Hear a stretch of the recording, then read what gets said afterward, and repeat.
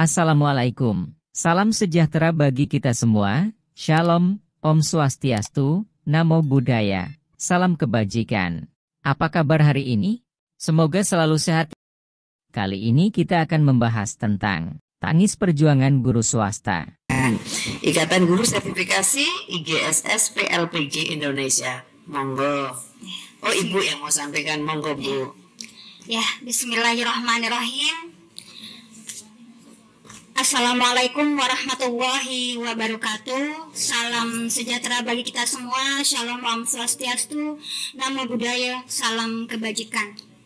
Sebelumnya kami ucapkan banyak terima kasih kepada pimpinan Komisi 10 yang memberikan kesempatan dan peluang kepada kami untuk bisa sampai di titik ini, bisa hadir di sini bersama kawan-kawan kami juga dari organisasi guru yang lainnya. Ini kami sebenarnya bersahabat ya, guru-guru yang lainnya ini, organisasi guru yang lainnya.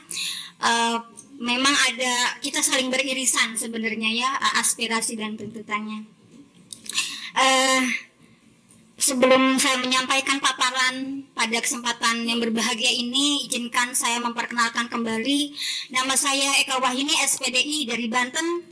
Saya sebagai Ketua Umum Ikatan Guru Sertifikasi Swasta PLPG Indonesia.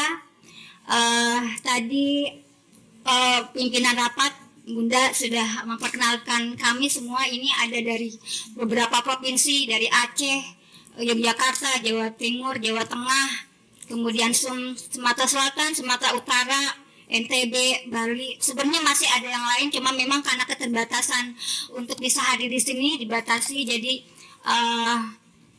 tidak bisa hadir di sini. Tapi kami sangat mengucapkan terima kasih. Baiklah, saya ingin langsung saja supaya tidak panjang lebar. Ibu pimpinan rapat Komisi 10 dan anggota Dewan Komisi 10 yang kami muliakan, izinkan saya membacakan paparan audiensi ini agar bisa tersampaikan secara terstruktur dan sistematis, tidak terlewatkan dan tidak terlupakan. Mudah-mudahan tuntutan, pernyataan sikap, tuntutan serta masukan ini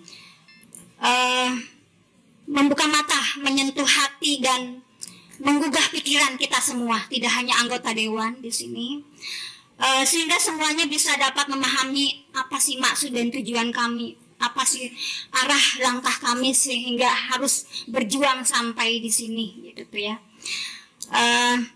Sebelumnya kami sudah berupaya beraudiensi dengan anggota dewan di tingkat kabupaten kota, kemudian ke provinsi. Kebetulan karena saya dari Banten, saya menempuh di Kabupaten Pandeglang karena saya mengajar di Pandeglang. Kemudian ke Provinsi Banten, alhamdulillah kita bisa beraudiensi dengan dua komisi, Komisi 2 bidang pemerintahan dan Komisi 5 bidang pendidikan. Kami juga menempuh beraudiensi dengan DPD Banten, alhamdulillah kami diterima oleh Ibu Ade Sulasi. Ibu Ade Sulaisi ya, mohon maaf. Kami sangat berterima kasih kepada anggota dewan di tingkat kabupaten, kota, provinsi yang sudah menerima kami dan mereka memberikan masukan kepada kami untuk ini bisa dilanjutkan ke tingkat pusat, dan alhamdulillah kami diberikan jalan yang mudah. Menurut saya ini memang saatnya kami dari PLPG, sertifikasi PLPG, lulusan PLPG, ex-PLPG, untuk menyuarakan aspirasi kami. Telah kita sadari bahwa kewajiban dan peran guru itu semuanya sama antara guru di negeri maupun di guru swasta atau non-ASN. Tapi pada kenyataannya kita ketahui bersama, kita masih dari guru swasta ini, terutama sertifikasi swasta lulusan PLPG, masih mendapatkan perbedaan hak dan perlakuan. Salah satunya adalah hak mendapatkan kesejahteraan dan kepastian status. Dan ini terjadi bertahun-tahun belum kunjung usai. Padahal dalam Undang-Undang Nomor 20 Tahun 2003 tentang Sistem Pendidikan Nasional disebutkan bahwa salah satu hak guru adalah memperoleh penghasilan dan jaminan kesejahteraan sosial yang pantas dan memadai. Dan itu pasti berlaku bagi kami dari guru swasta. Pemerintah memang sudah berupaya untuk meningkatkan kualitas guru-guru swasta non-ASN seperti guru-guru ASN dengan mengikutsertakannya dalam program pendidikan dan latihan profesi guru atau PLPG sejak tahun 2008 agar menjadi guru profesional untuk meningkatkan kualitas mengajarnya yang ditandai dengan diberikannya sertifikat pendidik guru profesional. Namun, semuanya belum cukup memberikan solusi dikarenakan kami masih memperoleh perlakuan dan hak yang berbeda. Masalah lain yang dialami guru swasta adalah adanya perbedaan perlakuan tentang keterbatasan akses untuk mengikuti tes atau menjadi prioritas CPNS atau P3K. Ada kalanya guru swasta kurang mendapatkan pengakuan atas prestasi dan kinerjanya dibanding guru ASN. Selain itu, masa kerja kami di SK Ilpasing tidak dihitung tahun berjalan, di mana kami yang telah mengabdi 20 tahun hanya diakui 4 tahun masa kerja. 20 tahun, bahkan yang lebih dari 20 tahun hanya diakui 4 tahun masa kerja sampai saat ini. Perlakuan berbeda lainnya adalah guru sertifikasi senior swasta tertunda mendapatkan SK P3K hanya dikarenakan tidak ada penempatan di sekolah negeri. Padahal dia lulus tapi tidak lolos bersama guru-guru yang lainnya, padahal belum tentu yang lolos itu sudah bersertifikasi. Anggota Dewan Komisi 10 yang kami hormati, perlu diketahui semuanya bahwa guru sertifikasi swasta PLPG wadah kami ini adalah guru sekolah swasta yang telah mendapatkan sertifikat pendidik sebagai guru profesional setelah lulus mengikuti pendidikan dan latihan profesi guru PLPG selama 10 hingga 11 hari secara tatap muka, bukan daring, sejak tahun 2008 hingga 2017. Selama PLPG kami mengkaji kembali ilmu teori, ilmu praktek pendidikan atau pedagogik, bahkan wawasan kebangsaan, membuat modul ajar dan administrasi pembelajaran lainnya. Bahkan kami juga harus mengerjakan tugas-tugas dari mentor sampai tengah malam selama mengikuti PLPG tersebut. Untuk lulus PLPG selain tes tulis awal dan akhir, kami juga harus lulus tes praktek atau micro teaching yang erat kaitannya dengan proses pembelajaran. Dan untuk ikut terdaftar menjadi calon peserta PLPG, kami harus memiliki pengalaman mengajar sekurang-kurangnya 7 hingga 10 tahun. Ini artinya kami ada guru-guru senior bersertifikasi yang saat ini mayoritas sudah mempunyai masa kerja hampir 20 tahun, bahkan lebih dari 35 tahun, yang akan pensiun 2 tahun lagi, bahkan mungkin tahun ini sudah mau pensiun. Beberapa tahun terakhir ini begitu mudah bagi guru-guru muda usia minim pengalaman untuk menjadi guru sertifikasi, meskipun belum lama mengajar, terutama yang berstatus PNS dengan menjadi peserta pelatihan profesi guru atau PPG sejak 2018 sebagai pengganti PLPG. Kita ketahui beda pemerintahan, beda istilah. Tadinya PLPG menjadi PPG. Bahkan pemerintah memfasilitasi adanya program PPG prajabatan. Untuk siapa? Bagi calon guru. Jadi belum jadi guru udah ikut sertifikasi. Untuk apa? Ini kepentingannya untuk seleksi ASN guru. Selain menghamburkan anggaran negara, adanya PPG prajabatan ini semakin menutup peluang kami menjadi ASN. Pertanyaannya, apa maksud pemerintah mengadakan sertifikasi besar-besaran bagi calon guru dan guru muda usia minim pengalaman, tapi di sisi lain mayoritas kami sebagai guru sertifikasi senior PLPG yang sudah mengabdi puluhan tahun hingga jelang masa pensiun kami belum memperoleh kepastian status sebagai ASN guru. Maka tidaklah mengherankan, ini poin pentingnya, tidak mengherankan. Kenapa? Jika di antara peserta didik kami sudah banyak yang menjadi guru P3 atau PNS menyalip melampaui kami, guru-gurunya sendiri. Mengapa kesenjangan dan ketidakadilan ini bisa sampai terjadi? Hadirin sekalian yang kami muliakan, penting untuk diketahui juga oleh semua pihak bahwa kami yang berada dalam Ikatan Guru Sertifikasi Swasta atau IGSS PLPG Indonesia adalah para guru sertifikasi swasta dari mulai jenjang TK, RA, SDMI. Jadi kami juga banyak yang tergabung dengan kami di bawah naungan depan, yaitu MI, MTS, MA, ya, SD hingga SMA, termasuk SKH, yaitu sekolah khusus bagi siswa yang berkebutuhan khusus. Yang mayoritas di mana nih kami mengabdi di yayasan yang masih memberikan subsidi silang kepada siswa yatim piatu dan kurang mampu. Berarti alias kami ini mengabdi di yayasan sosial, bukan komersial. Jadi jangan samaratakan kami dengan pegawai atau tenaga pendidik yang mengajar di yayasan yang mungkin bisa disebut dengan komersial, yang mungkin untuk pendaftaran masuknya saja sudah luar biasa. Kami tidak seperti itu. Lalu dampaknya apa kepada kami dengan mengabdi di yayasan sosial itu? Adalah banyak di antara kami yang memperoleh honor dari yayasan jauh dari UMR. Selain itu, honor bulanan kami ada yang mengalami potongan. Bahkan banyak pula di antara kami tidak memperoleh honor bulanan. Karena apa? Dianggap karena kami udah dapat TPG katanya. Dari pemerintah, padahal itu dari pemerintah, bukan dari yayasan. Jadi salah kalau pemerintah menganggap guru yayasan itu, guru swasta itu sudah sejahtera sehingga pemerintah tidak perlu ikut campur. Padahal mayoritas di Indonesia ini yayasannya masih bersifat sosial, masih memberikan subsidi silang, dan itu bisa memberikan bisa membantu mensukseskan pemerintah untuk wajib belajar 12 tahun. Kenapa? Karena masih memberikan subsidi silang kepada siswa yatim piatu dan kurang mampu. Yang penting apa? Mereka mau sekolah. Kami menerima mereka sebesar-besarnya. Yang penting mereka mau sekolah, dan kami yang di pedesaan ini selalu memberikan motivasi untuk mau sekolah, untuk jihad terus walaupun dalam terbatas apapun. Mereka harus sampai lulus sekolah minimal sampai SMA. Ibu Ketua Komisi 10 yang tidak bisa hadir saat ini, kami sangat merindukan bisa bertemu dengan Bunda Hetifah Saifudian, karena memang kita juga ada kedekatan dengan beliau sebenarnya.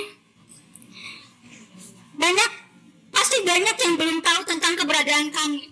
Mungkin anggota dewan di sini pasti belum tahu apa itu PLPG, belum kenal apa itu PLPG. Pasti yang tahunya adalah PPG, yang muncul ini akhir-akhir ini adalah PPG. PLPG ini tersisihkan akhirnya. Kami ini guru sertifikasi lulusan PLPG yang selama ini belum ada satupun organisasi guru yang menyinggung keberadaan PLPG yang jelas-jelas memiliki senioritas, namun terabaikan dan tersisihkan oleh persaingan yang tidak adil.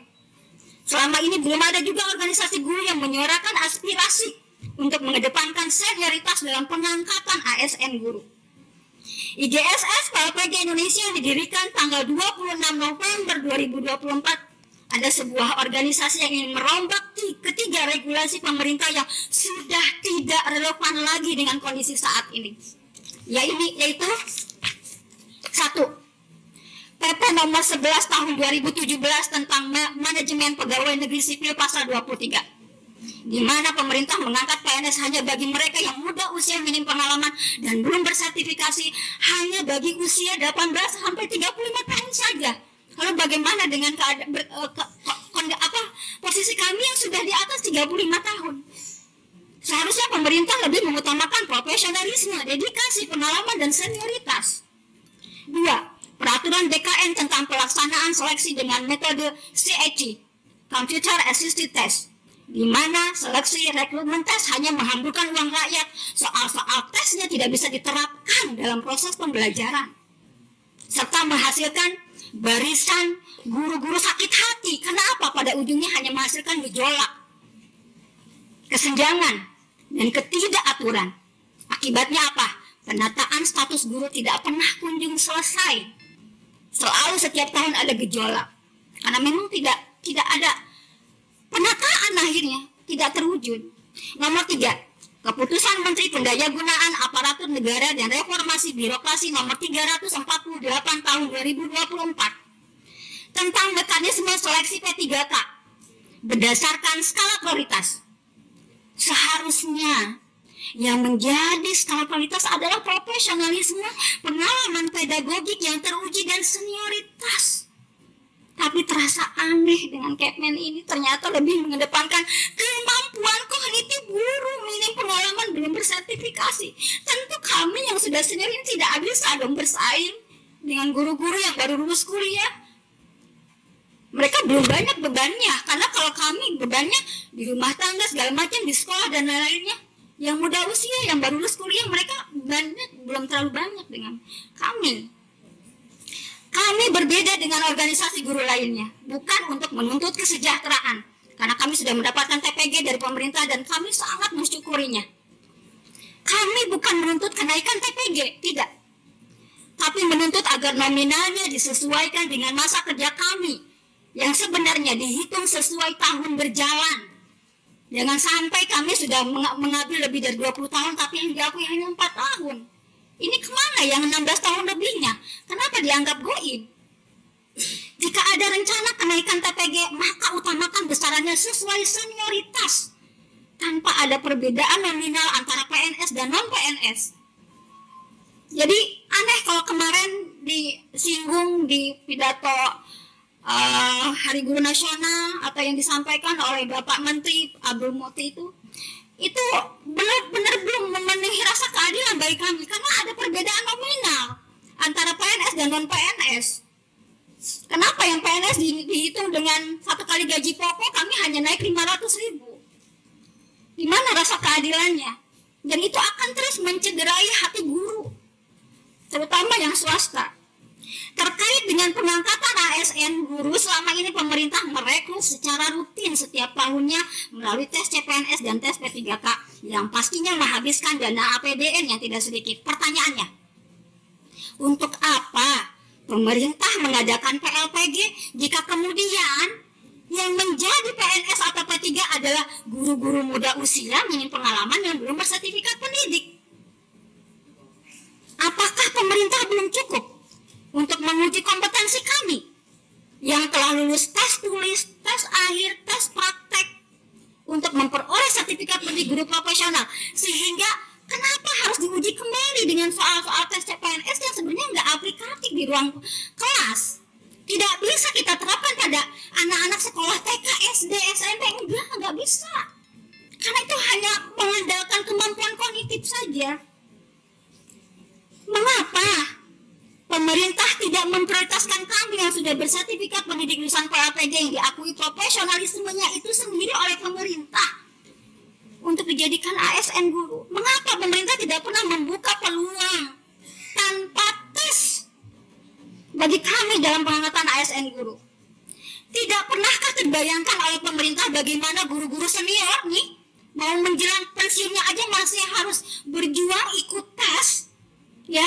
Dari pedesaan aja harus ke perkotaan, harus menyeberang sungai segala macam. Demi apa? Demi sebuah status ASN, karena ingin memperbaiki nasib kehidupannya. Kenapa pemerintah tidak memperhatikan hal seperti itu? Kok tidak ada perasaannya gitu loh? Guru-guru yang sudah menjelang pensiun masih harus ikut tes. Di mana penghargaan pemerintah atas dedikasi dan pengalaman kami? Pemerintah memang membuka pendaftaran ASN guru bagi guru swasta, tapi lagi-lagi itu bukan dikhususkan bagi kami yang sudah senior. Tidak, itu hanya untuk umum, bukan untuk kami yang sudah senior. Mana janji Presiden Prabowo yang ingin memberikan penghargaan sebesar-besarnya kepada jasa-jasa guru yang kepada kami yang sudah lebih tersertifikasi? Kami ini sudah lebih tersertifikasi dibandingkan PPG. Bukankah salah satu syarat dalam jenjang karir selalu mempertimbangkan lama masa kerja sebagai bukti dedikasinya? Semakin lama masa kerja maka kemampuannya akan semakin baik dan tingkat penguasaannya akan pekerjaannya pun akan semakin fasih. Dalam Undang-Undang Sistem Pendidikan Nasional tahun 2003 catat disebutkan bahwa guru mempunyai hak untuk memperoleh promosi dan penghargaan berdasarkan apa? Pengalamannya. Itu tercantum di Undang-Undang Sisdiknas tahun 2003. Lalu apakah undang-undang tersebut tidak berlaku bagi kami? Hadirin peserta rapat yang kami hormati, kami tak habis pikir bagaimana bisa guru senior sudah bersertifikasi, berpengalaman, menjelang pensiun 5 tahun bahkan 2 tahun lagi tertutup peluangnya menjadi PNS hanya karena berdedikasi di swasta yang notabene di bawah yayasan sosial. Sebaliknya, Guru yang baru mengajar 5 tahun, bahkan baru lulus kuliah, masih minim pengalaman, belum bersertifikasi, masih sangat lama pula masa pensiunnya. Justru berpeluang lebih besar menjadi PNS hanya karena mengajar di negeri. Hanya karena mengajar di negeri baru 2 tahun.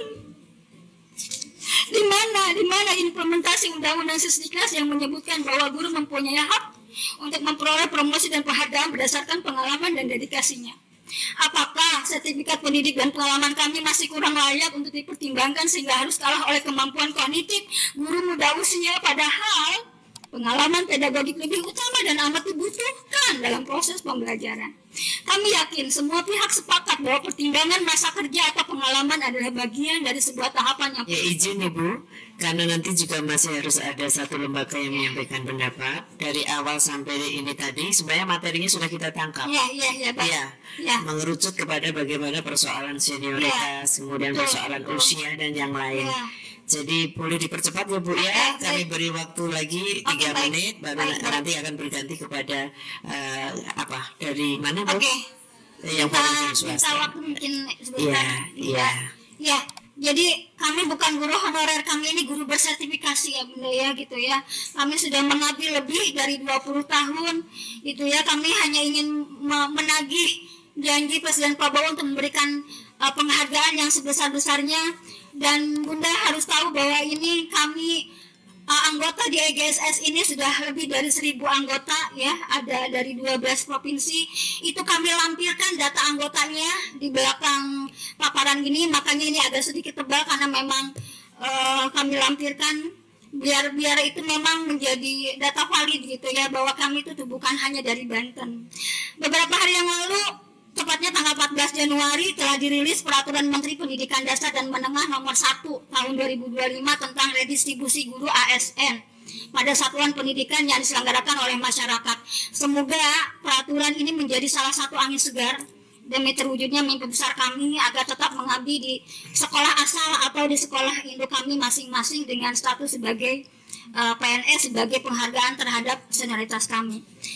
Izinkan saya menyampaikan tuntutan dan masukan. Jadi kami tidak hanya menyampaikan tuntutan, tapi ada masukan kepada pemerintah untuk membantu menyelesaikan permasalahan status guru.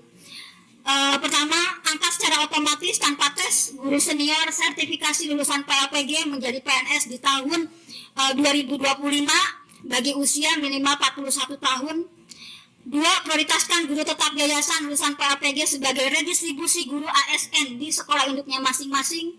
3. Utamakan guru senior bersertifikasi PLPG dalam pengangkatan PNS yang mengabdi di yayasan yang masih memberikan subsidi silang bagi siswa yatim piatu dan kurang mampu, dan bukan guru pemilik yayasan atau pengurus inti keluarga yayasan. 4. Ini sangat penting sekali, poin 4, daftarkan seluruh data guru senior swasta bersertifikasi PLPG ke dalam pangkalan data atau database pegawai non ASN BKN. Kami minta Bu, kami ini yang terdaftar di sini, anggota kami ini bisa dimasukkan ke database non ASN BKN.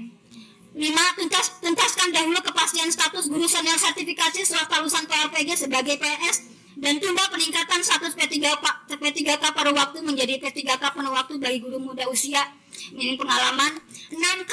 Kaji ulang dan cabut keputusan Menteri Pendayagunaan Aparatur Negara dan Reformasi Birokrasi nomor 348 tahun 2024 tentang mekanisme seleksi P3K. 7. Cabut segera PP nomor 11 tahun 2017 tentang manajemen pegawai negeri sipil. 8. Cabut segera peraturan DKN tentang pelaksanaan seleksi dengan metode CIC. Hapus program PPG prajabatan bagi calon guru karena sertifikasi dan TPG hanya diberikan kepada guru dengan masa mengajar minimal 10 tahun, bukan yang belum atau baru lulus kuliah. 11. Gunakan perhitungan masa kerja tahun berjalan dalam SK Inpasi guru swasta secara otomatis melalui info GTK. 12. Tolak rencana pengangkatan ASN guru dengan skema PPG P3K PNS tahun 2025 yang mengkhususkan istilah PPG, tapi prioritaskan lulusan PLPG terlebih dahulu. 13. Buat segera regulasi yang sepenuh hati melindungi hak-hak guru swasta yang bisa menjadi payung hukum bagi guru swasta dalam menjalankan tugas dan kewajibannya.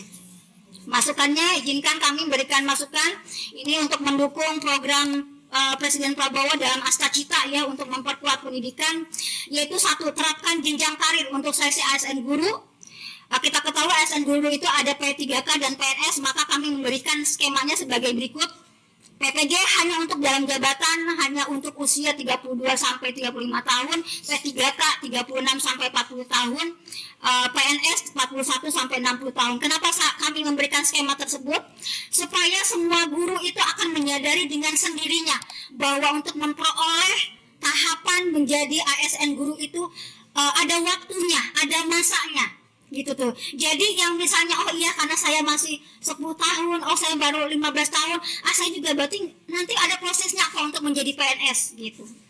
Kemudian penuhi persyaratan dan kualifikasi bagi guru-guru calon PNS itu lebih selektif lagi. Kenapa? Karena kami yang mengajar di yayasan saja mereka selektif memilih kami. Ya, selektif sekali, mengajar segala macam. Nah, pemerintah juga harus lebih selektif lagi. Kemudian buka lebih banyak lagi TK, SKH dan madrasah berstatus negeri di tingkat provinsi dan kabupaten kota, karena di Banten itu hanya 1 sampai 2 saja yang berstatus negeri, SKH, madrasah itu ya. Sedangkan yang berstatus swasta itu bisa lebih dari 25 sekolah. Itu saja mungkin yang bisa kami sampaikan. Mudah-mudahan ini menjadi solusi cerdas, adil dan bijaksana, dan menurut kami ini tidak bisa ditawar-tawar lagi, tidak bisa ditunda-tunda lagi. Kami yakin tidak akan menambah masalah tuntutan kami ini. Kenapa? Karena ini solusi yang cerdas, adil dan bijaksana untuk membantu menghentikan kesemrawutan dalam penataan status guru. Ini sesuai dengan amanah Sisdiknas tahun 2003. Dan semoga amanat atau tuntutan ini bisa disampaikan segera kepada yang terhormat Presiden Republik Indonesia Bapak Prabowo Subianto, agar ditanggapi, dipertimbangkan dan ditindaklanjuti oleh menteri-menterinya yang terkait.